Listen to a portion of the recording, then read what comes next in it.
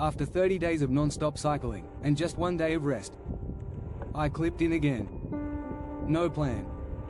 No map. No cinematic drone shots. Just me, the gravel, the cold wind, and a question that wouldn't go away: what did this challenge actually do to me? Not just to my legs, or my lungs, but to my mind. To the reasons I ride. To the version of myself that shows up now. This isn't a highlight reel. No best of montage. No music swelling over a perfect sunrise shot. This ride? It's something else entirely. It's a test. Not of speed, or strength, or Strava stats, but of something quieter. Harder to measure.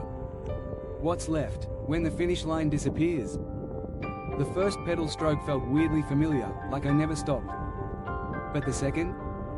That one hurt. Deep in the quads, like a bruise I forgot I had. My legs aren't screaming, but they're humming. That low, electrical fatigue that doesn't ask permission, doesn't shout. Just stays. It's strange. I feel hollowed out. Like I poured everything over the last month and now I'm pedaling on memory. My hands rest easy on the bars. The bike feels like part of me now. Not just a tool, but an extension. It responds before I even ask. But my breathing? It's shallower than I expected. A month of gains, and yet today, I feel slow. Maybe not in speed, but in presence. Like I'm still catching up to the moment. The road opens. I push. Faster than I should. My body says cruise. My mind says fly. And maybe that's the biggest shift. Before the challenge, riding was my way out. A retreat. Now, it feels like a confrontation. With myself. With doubt. With that voice that always whispers, asterisk, you've done enough. It's okay to stop now, but here's what 30 days taught me: that voice lies.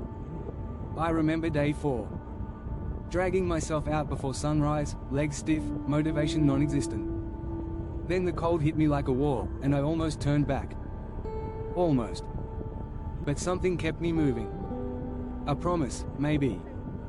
To myself, to this channel, to whoever needed proof that hard things can be beautiful. Day 9. Rode through the old town in biting wind. No gloves. Dumb idea. But I kept going. And by the time I reached the bridge, I felt alive. Day 18. Finally climbed that brutal hill without stopping. Heart pounding. Hands trembling. But I did it. Day 24. Unexpected joy. A random trail. A dog barked, a kid waved. The sun cut through the clouds just right. And for a second, everything felt aligned. These memories echo now. Each push of the pedal carries their weight. This ride, this final, messy, unplanned ride, isn't separate from the challenge. It is the challenge. And I'm starting to see what it really gave me: discipline. Yeah, absolutely. But if I had to name the real change, the one I didn't expect, it wouldn't be about mileage or muscle. It would be this: my whole understanding of effort changed. Before the challenge, I thought effort was intensity. All or nothing. Something dramatic, like grinding up a hill until you collapse, or pushing through until the camera catches the perfect sweat-dripping shot. But now, effort feels quieter. Less like a performance. More like a relationship. It's not just about what you give, it's about how often you choose to give it. Even when no one's watching. Even when the weather sucks. Even when the views are boring, the route is familiar, and the legs feel like lead. That's when the real shift happens. I started noticing the difference between motivation and momentum. Motivation is noisy. It's hype, playlists, goals, metrics. But momentum? Momentum is quiet. It lives in the routines you repeat when the camera's not rolling. It's earned, through every ride that doesn't go viral, that doesn't feel epic. That's where I changed. I stopped riding for the highs. And started riding for the anchor. Each ride became a check-in. Some days I showed up strong. Some days, not so much. And on a few, I honestly didn't want to show up at all. But I did. And in that act of return, Over and over, something broke open in me. I got more honest. With my edits. With my storytelling. With my reasons. Even on camera, I stopped pretending I had something profound to say every day. Sometimes, I just rode. Let the gravel and wind fill the silence. And that silence? It taught me things. It taught me that you don't grow only by pushing harder. You grow by showing up long enough to outgrow your own excuses. And suddenly, I wasn't chasing a perfect ride anymore. I was chasing presence. That feeling of being locked into the moment, where time slows, breath steadies, and the bike feels like an extension of thought. That's what this challenge gave me, not six-pack abs. Not viral content. But something deeper. A rhythm. A ritual. A return to something real. And that's why this final ride matters so much. Not because it's a climax, but because it's a mirror. A way to reflect back, not on what I achieved, but on who I became by riding through all the noise. So now, here I am. No structure. No numbers. No, day 31.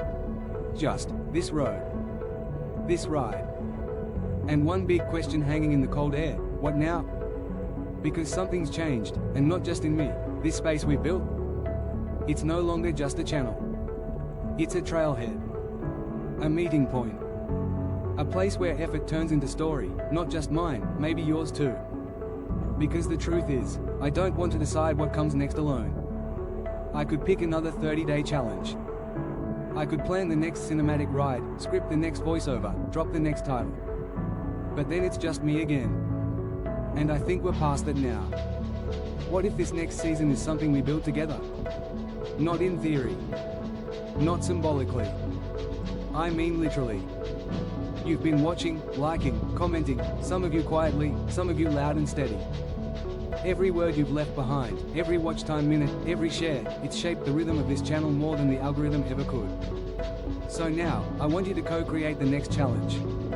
Not just vote on an idea, but be in the room, as the architects, the dreamers, the rough draft scribblers of what this channel becomes. What should we do? Ride every night for a week, chasing streetlights and silence? Hunt elevation for 7 days until the legs go numb and the views go high? Try bikepacking with zero planning, just a sleeping bag and a question? Ride city to city, crossing borders, bridging stories, meeting trail tales riders face to face? Film a week of silent rides, no music, no words, just breath and wind and motion? Or maybe, something bigger than all of that. Something I haven't even imagined yet. Whatever's brewing in your mind, drop it in the comments. Don't overthink it. Doesn't have to be polished. Just honest. Because if this first chapter was about finding my rhythm, the next one is about finding ours. Trail Tales isn't a one-way road anymore. It's a round table. A creative crew. A kind of studio on two wheels, where every ride is a script in motion, and you're holding the pen too. So if you've ever wanted to be part of a project from the inside, this is your open door. Suggest the next ride series. Title the next playlist. Challenge me to something uncomfortable, unreasonable, wildly human. Then help me shape it. We'll test it together. We'll film it together. And when the first frame rolls and the first pedal turns, it won't be just mine. It'll be ours. Because cycling, at its best, isn't about performance. It's about presence. And presence shared is presence magnified. That's what this next chapter will be. Not just more rides, but more reasons to ride. And more people to ride with. If you've made it this far, thank you. Not just for watching, but for walking beside me through 30 days of effort, doubt, growth, and joy. This final ride was never about results. It was about return. To the reasons we start. To the courage to keep going. To the space where challenge becomes clarity. So yeah, hit that like button if this meant something to you. Subscribe if you want to be part of the next chapter.